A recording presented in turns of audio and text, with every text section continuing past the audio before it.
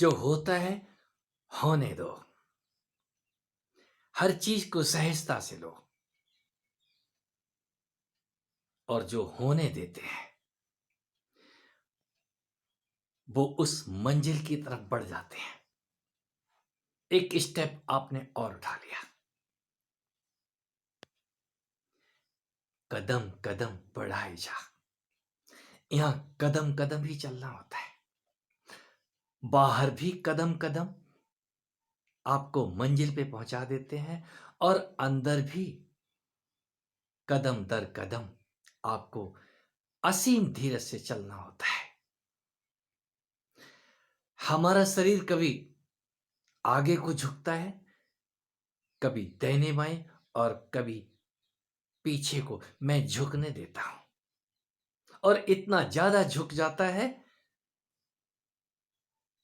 कुछ समय के बाद अपने आप ही सीधा हो जाता है। मैं आनंद से भर जाता हूं। हमारे परमानंद मित्र, निसंदेह शुभकामनाएं मेरी।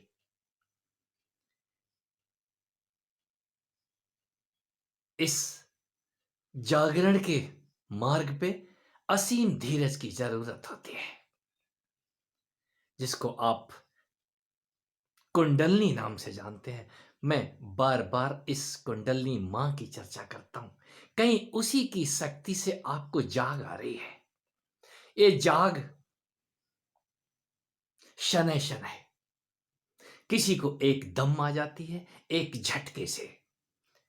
वो या तो समाधि में चला जाएगा। समाधि का मतलब ये नहीं कि गहरी नींद जहां कुछ पता ही ना हो। समाधि का मतलब ये है कि आपका होनापन, आप वहां पे अपनी समग्रता में होते हैं। शरीर का भान यदा कदा आपको भासता रहेगा। मैं शरीर में भी हूं, शरीर नहीं हूं। शरीर से आगे, शरीर से ऊपर उठ जाते हैं। शब्द तो बहुत ही पीछे छूट जाते हैं। ओ नीला समुद्र, ओ नील वर्ण आपको चारों तरफ से घेरे हुए होता है। ये अनुभव है।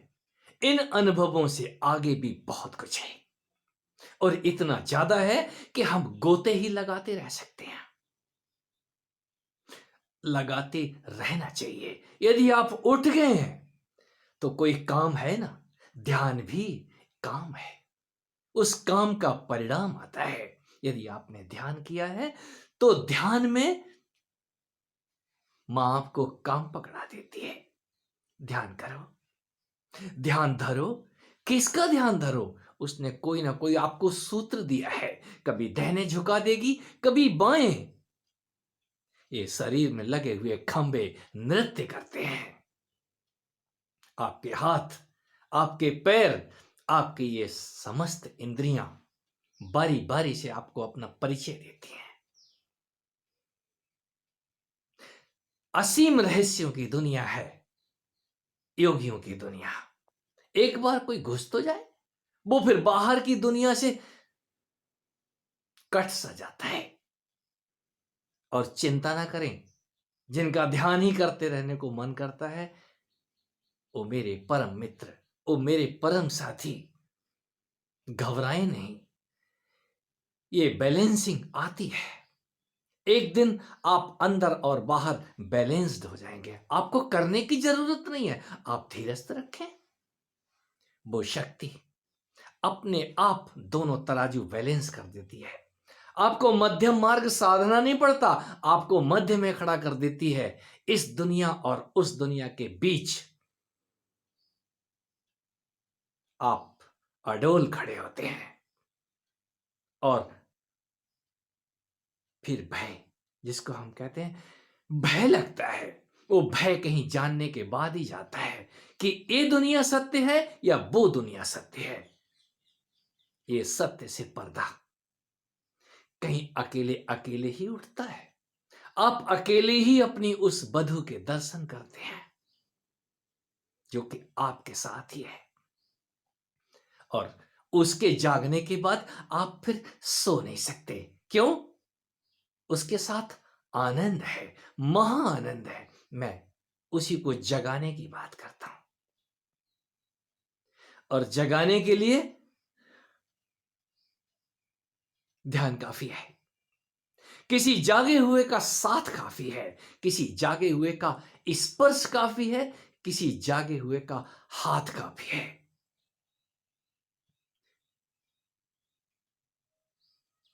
जाग। कोई जागा हुआ ही जागने की बात करता है। वो जगाने की कोशिश भर करता है, अपने शब्दों से, अपने स्पर्श से। यहां तक कि अगर वो क्रोधित भी हो रहा है आपके ऊपर, तो निसंदेह कल्याण है। हम कहते हैं संतों को भी क्रोध आता है, संतों को काम होता है, लेकिन वो काम जगत के कल्याण के लिए होता है। यदि काम नहीं होता तो पाराशर से महर्षि वेद व्यास का जन्म नहीं होता। यदि काम नहीं होता तो इस धरा पे कुछ भी नहीं होता। इस काम से डरने वाले मित्र डरे नहीं। कहीं काम के ऊपर ही कोई कन्हैया नृत्य मारते हैं, और उस नृत्य से जो संगीत पैदा होता है वो सत्य का महाभारत करवाता है।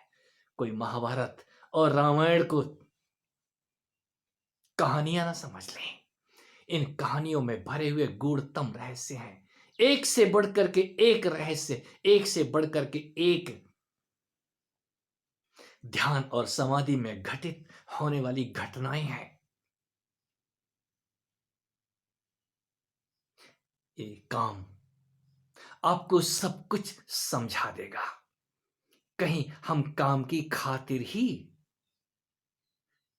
मेरे जैसे प्रार्थना करते हैं, मां कोई काम दे दे। यदि कोई काम नहीं है तो मैं जाके जगत में तेरे क्या करूंगा, क्या करूंगा उठ करके, पड़ा रहने दे। वो उठाती ही इसीलिए है, कोई काम बचा है आज करने के लिए, अन्यथा ये जीवन उसी दिन शेष हो जाएगा जिस दिन मेरे पास कोई काम नहीं होगा। और जिसके पास काम नहीं होता है, निष्कामता कुछ और ही चीज है। परम शांति निष्कामता है। निष्काम कोई काम को निपटा के ही निष्काम होता है। और ये सब कुछ समझ आता है जो सन है। आगे बढ़ते हैं बिना नानुकुर के, बिना शिकायत किए हुए। ये हमें क्या हो रहा है, होने दीजिए। कुछ भी हो, बाहर की दुनिया तो आज नहीं तो कल तहस नहस होगी ही। यहां तो आंधियां आएंगी, तूफान आएंगे। जो बिल्डिंगें आपने खड़ी कर रखी हैं, जिनको आपने बोला है हमने भूकंप रोधी बनाया है, साथियों यहां कोई बिल्डिंग ऐसी नहीं है जो भूकंप गिरा ना दे। बाहर तो गिरेगा, आज नहीं तो कल। एक अंदर भी आपका भवन है जो नित्य गिरता है और नित्य नूतन होकर के खड़ा हो जाता है। ये तन रूपी भवन, ये किसकी ताकत से खड़ा हो रहा है? मैं नीचे को झुक जाता हूं, माथा मेरा मेरे ही पैरों पे टिक जाता है, और मैं कोई प्रयास नहीं करता। कहीं दर्द हो रहा है तो होने देता हूं, वो अपने आप ही।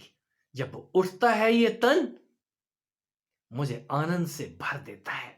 मैं भाव विभोर हो जाता हूं।